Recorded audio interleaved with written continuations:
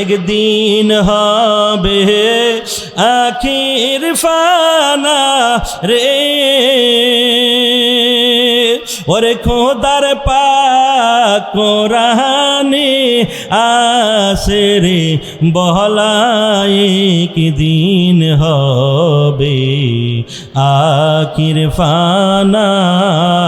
কথা কোন ঠিক না বেঠিক শোনয় মুমিন ভাই কেউ রবে না কি দিন হবে আখির ফানা শোনয় মুমিন ভাই কেউ রবে না কি দিন হবে আখির ফানা নামাজ পড়ো রোজা রাখো পড়ো নবীর কালেমা নবী বিনে ওই হাসুরে রে ওরে উম্মতের ভার কেউ নিবে না একদিন হবে আখির ফানা শোনয়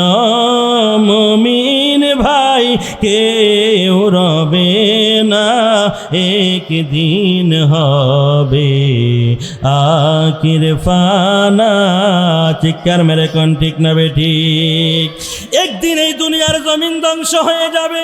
দুনিয়া ধ্বংস হওয়ার আগে আমি আপনি দুনিয়ার জমিন থেকে বিদায় নিয়ে যাব যে যখন এই দুনিয়ার জমিন থেকে মরণ নামক শরবতটা যখন পান করবেন মরণ নামক পেয়ালাটা যখন গ্রহণ করবেন তখনই আপনার আমার জন্য কিয়ামত হয়ে যাবে কথা কোন ঠিক না বেঠিক কুল্লু নাফসিন যায়িকাতুল মাউত আল্লাহ তাআলা বলছেন এই পৃথিবীর জমিনে যতটা প্রাণযুক্ত প্রাণী আছে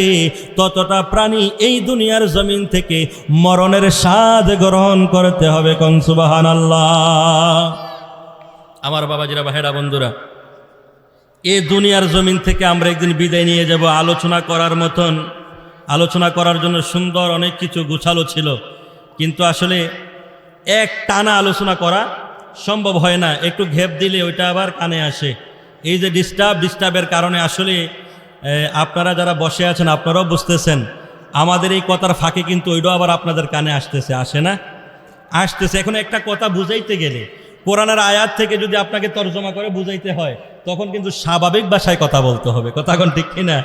স্বাভাবিক ভাষায় যখন কথা বলবো তখন আর আপনারা কিছু বুঝবেন না এটার জন্য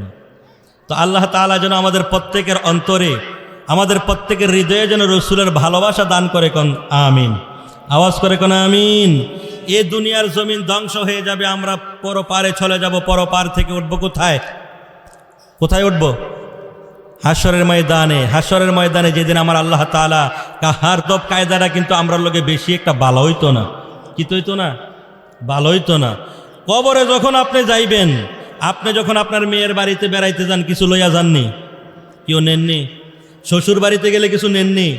আপনার মেয়ের জামাই যখন আপনার বাড়িতে আসে কিছু আনিনি তো আপনি যে ইহকাল থেকে পরকালের কবরে প্রবেশ করবেন ওইখানে কিছু লইয়া যাওয়ার দরকার আছে না নাই আওয়াজ করে এখন আছে না নাই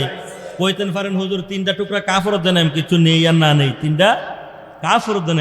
এই কাপড় দিয়া বাইন্দে দিন আপনারা আমারে বাইরেই যদি সঠিক জায়গা মতো সঠিক আমলগুলি করে না যাইতে পারি কথা কোন ঠিক কিনা কবরের মাটি এদিকের মাটি ওইদিকের মাটি এদিকে ডানের মাটি বামে বামের মাটি ডানে চাপ দিবে সবাইকে চাপ দিবে গুনাহগারকেও চাপ দিবে নেকিদেরকেও চাপ দিবে জাহান্নামীদেরকেও চাপ দিবে জান্নাতীদেরকেও চাপ দিবে কিন্তু দুইটা চাপের ভিতরে বিশাল একটা ফারাক থাকবে কোন সুবহানাল্লাহ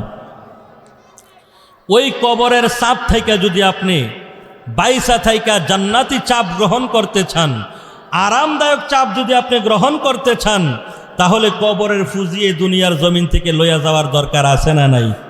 আওয়াজ করে কোন আছে না নাই তো কেমনি নিবেন মুয়াজ্জিন মসজিদে আজান দেয় আপনি তো আজানের দ্বারে কাছে দিয়েও যান না আপনি মসজিদের কাছে দিয়ে আস্তে আস্তে করে হেরে একটা দোয়ানো ঢুকে যাই জ্ঞান তো আপনি কবরে গেলে আপনার উপায়টা কী হইবে একটু চিন্তা করছেন নি? রমজান মাসে রোজা রাখেন, দেখা যাচ্ছে রমজান মাসে বর্তমানে আমাদের দোকানপাটগুলি একদম ওপেন থাকে, খোলা থাকে। হ্যাঁ, রমজান মাসে দেখবেন মহিলারা যেমন পর্দা করে আর না করে, আমাদের পুরুষেরা কিন্তু পর্দাটা একটু বেশি করে, ঠিক কিনা এখন? হ্যাঁ, এই পর্দা লইয়ে যদি কবরে যান, কবরের অবস্থাটা কেমন হবে একটু চিন্তা করে দেখেন।